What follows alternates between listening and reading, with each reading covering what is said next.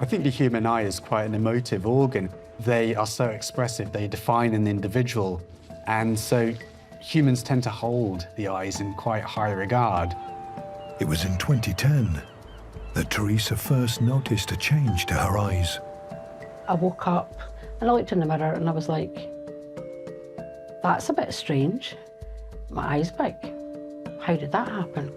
In addition to the physical symptoms, the psychological impact of her appearance has taken its toll. I was just standing in a queue and there was a little girl. She looked straight at me, cried and went, I'm scared. It was just a horrible feeling knowing that my looks could scare a child. The mere fact that they're sitting so far forward, the surface of the eye is so exposed, may cause damage to the ocular surface, and if unmanaged, she could go blind. The only way to reduce the pressure on Teresa's eyes and save her sight is to make her eye sockets bigger. I'm so nervous and I'm scared. They're going to change my life. You wouldn't be human if you didn't feel the pressure. Right, are we good to go? Let's do this. The first stage of the operation is carried out through the nostrils, so Rohit must use an endoscope camera. When you work endoscopically, what you're operating on is projected onto a television screen. The benefit is that it allows you to get good magnification. The area that I'm dissecting is about the size of a small matchbox. To create more space, Rohit removes some of Teresa's sinus tissue to access the inner wall of Teresa's eye socket, an area fraught with difficulty. The inner wall is exquisitely thin.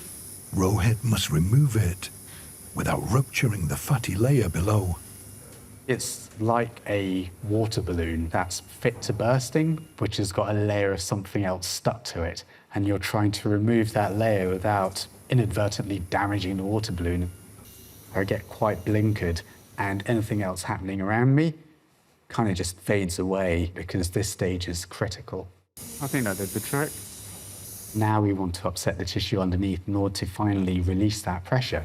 Carefully, Rohit makes a series of shallow incisions through the fibrous outer covering of the orbital fat. And then as we push on the eye, there, look at that. Nice. The amount of pressure in the eye socket has gone down, and it is a lot softer to the touch. And the pressure's well away, look at that. And you can see the eye starting to sit back as well, so you get that satisfaction of having done the best job you possibly can for a patient. Fine, let's do the other side. Whilst Rohit repeats the process on Teresa's left eye, Can I get the sickle, please? Rob scrubs in to prepare for the next stage of the operation. I think some people would find what I do quite disconcerting. As an eye surgeon, your patient's vision is always foremost in your mind. I release the bands within the fat to allow it to move more freely. Pressure is much lower, the socket's much softer and feels much more natural.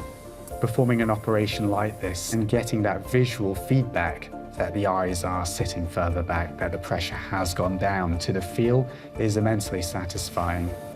Teresa, that's your surgery finished. You're waking up. Everything's gone really well.